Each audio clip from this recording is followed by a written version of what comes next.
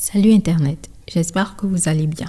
Alors, Emory Andrew Tate, troisième du nom, est un kickboxer britannico-américain et une personnalité en ligne. Il a eu une carrière de kickboxing réussie et il a ensuite acquis une certaine notoriété en ligne en exprimant des opinions violemment masculinistes et misogynes qui lui ont valu d'être banni des principaux réseaux sociaux en 2022. Et là, on parle de Twitch, de YouTube, de TikTok, d'Instagram, de Facebook, de Twitter, etc. Pour rester dans la course, Andrew se faisait inviter sur Twitch par des jeunes adolescents qui voulaient exploiter sa notoriété pour se faire connaître aussi, parce que lui n'avait plus accès à ses réseaux et à ses comptes. Lorsque Elon Musk lui a redonné son compte Twitter il y a quelques jours, il s'est demandé ce qu'il peut faire pour qu'on reparle de lui. Il s'est donc décidé à attaquer Greta Thunberg. Que Greta ait répondu ou pas, les moutons qui le suivent auraient fait de cette attaque un trend en retweetant frénétiquement de toute façon. Et si cela n'avait pas marché avec Greta, il s'en serait pris à coup sûr à quelqu'un d'autre qui le déteste. Parce que ce qu'il cherchait, c'est une réaction. Ce qu'il cherchait, c'est de créer un buzz. Et le reste, c'est de l'ordre de l'histoire. Alors le tweet qui a posé problème dit, je cite, « Salut Greta, j'ai 33 voitures. Ma voiture Bugatti a tel ou tel turbo, mes 2 Ferrari ont telle ou telle composition et ça ce n'est que le début. S'il te plaît, donne-moi ton email pour que je puisse t'envoyer la liste complète de mes voitures et de toutes les émissions carbone polluantes que je produis avec elles. » C'est un tweet qui a été posté le 28 décembre à midi et il y a Greta qui répond « Oui, s'il te plaît, éclaire-moi. Email-moi à petitpenisenergie@trouve-toi-une-vie.com. » Greta, c'est une sauvage en fait. Sa réponse est parfaite. Et là, en réponse à ça, il y a Andrew Tate qui envoie un autre tweet qui dit « Comment oses-tu » Évidemment, il fait une vidéo, enfin, il parle dans la vidéo, il crie, il tempête parce que c'est quelqu'un qui veut donner de l'ampleur à tout ça, mais il n'avait pas besoin de faire ça parce que de toute façon, le tweet, la réponse cash de Greta avait tellement plu aux gens que ça avait commencé à buzzer sur Internet. Et malheureusement pour Andrew, dans la vidéo de réponse qu'il a postée, il avait laissé un carton de pizza sur sa table et c'est grâce à ce carton de pizza qu'il a été retrouvé par la police. Parce que bien sûr, il était recherché par la police. Et en réponse à ça, Greta dit « Voilà ce qui arrive lorsqu'on ne recycle pas ces cartons de pizza. » Savage. En fait, ce que Andrew Tate a fait, c'est ce qu'on appelle le marketing de l'outrage. Andrew Tate, c'est quelqu'un qui veut choquer pour exister. Il dit, par exemple, que la dépression n'existe pas, que les femmes ont leur place à la maison, qu'elles ne peuvent pas conduire une voiture qu'on devrait interdire aux femmes de conduire, que les femmes sont la propriété des hommes, qu'elles n'ont besoin de rien faire dans la vie si elles sont belles, et que la vie des hommes est plus difficile que celle des femmes. Et ce genre de propos nauséabonds est donné, partagé à des adolescents en recherche de repères. Il pense également que les victimes de viol doivent porter la responsabilité de leur attaque parce que, oui, selon lui, si tu as été violé, c'est de ta faute. Donc, le violeur, ce n'est pas lui le responsable de l'acte, c'est toi qui as subi cette violence qui est responsable. Et c'est quelqu'un qui raconte des choses assez pédocriminelles, qui dit que lui, il préfère les adolescentes.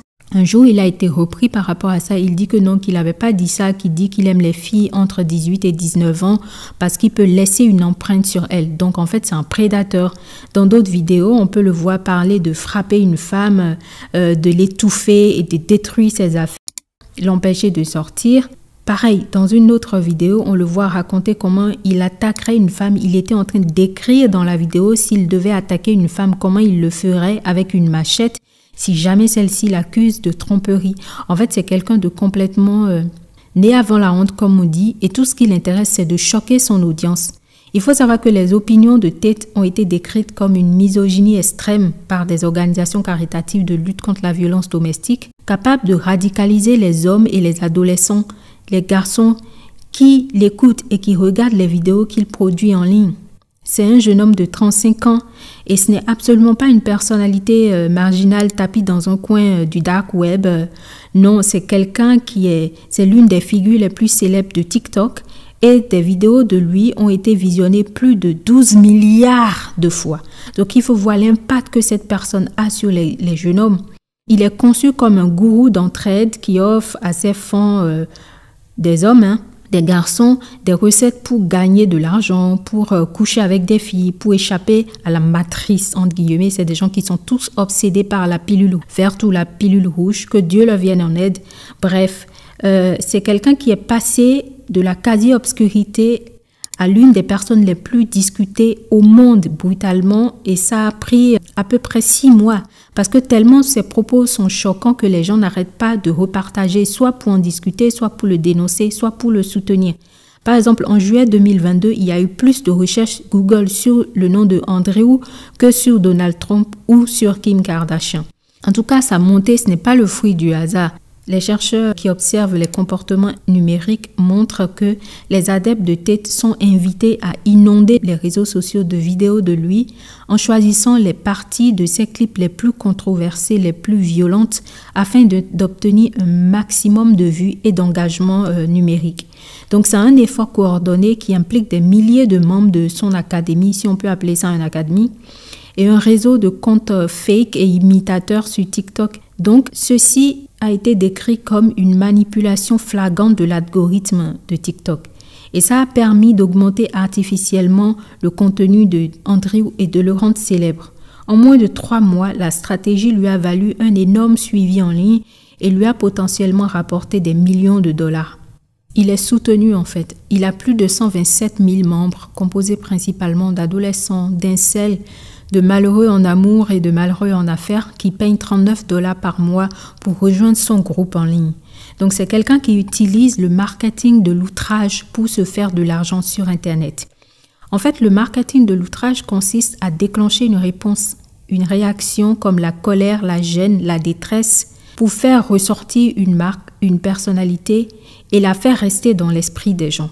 C'est l'utilisation d'émotions négatives pour faire de la publicité, choquer les gens pour obtenir une réponse. Aujourd'hui, la cible du marketing de l'outrage, les cibles, ce sont les féministes et les personnes LGBTQ. Parce que les propos choquants restent dans votre esprit et vous vous souvenez principalement de ceux qui ont tenu ces propos-là. Et la psychologie derrière le marketing de l'outrage fonctionne. Donc maintenant, toutes ces personnes s'attaquent au mouvement féministe, s'attaquent aux personnes LGBT. C'est un type de publicité qui délibérément, plutôt que par erreur, inadvertance, surprend et offense les gens en violant les normes ou les valeurs de la société et les idéaux personnels des gens. Honnêtement, je ne comprends pas comment des jeunes peuvent écouter et célébrer cette personne, mais il n'est pas le seul à vouloir attaquer les féministes pour se faire voir. Ici, nous avons des youtubeurs comme The French Itch qui a copié sa ligne éditoriale sur l'outrage et les misogynes comme Andrew. Tout ce qui l'intéresse, c'est de démonter les femmes en ligne et pas mal de ces vidéos sont à propos de cela. Les féministes ont fait ci, les femmes ont fait ci. En fait, ce monsieur-là, The French Itch, ou je ne sais pas comment il s'appelle, on dirait qu'il n'a que ça, comme contenu à proposer aux gens. Sa cible, c'est les femmes et les féministes, les gens qui veulent obtenir un peu d'égalité de genre. Bref, ce qui est bien, c'est que le tweet a permis de retrouver Andrew qui était en cavale parce qu'il était recherché pour des faits de blanchiment d'argent et de trafic d'enfants et d'adolescents dans la prostitution. Je ne comprends pas comment une personne comme cette personne-là, qui trafique des gens pour la prostitution, qui ment à des adolescents, qui leur fait payer de l'argent pour leur enseigner je ne sais pas quoi, peut devenir célèbre. Et c'est vraiment symptomatique de la société dans laquelle nous vivons aujourd'hui. Le choc value. Si vous voulez en savoir plus sur Andrew Tate, il suffit de taper son nom en ligne. Si vous êtes bilingue, que vous parlez anglais, ce sera encore mieux. Et là, vous allez voir les polémiques dans lesquelles il est engagé. En fait, c'est un escroc, c'est un menteur, c'est un misogyne, c'est un manipulateur et c'est un trafiqueur d'humains. Bref. J'espère que cette vidéo vous aura intéressé. Passez d'excellentes fêtes de fin d'année.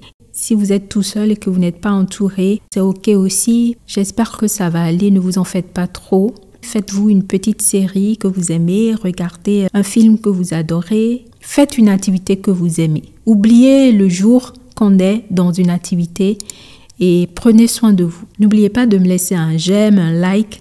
Je vous fais de grosses bises. À très vite.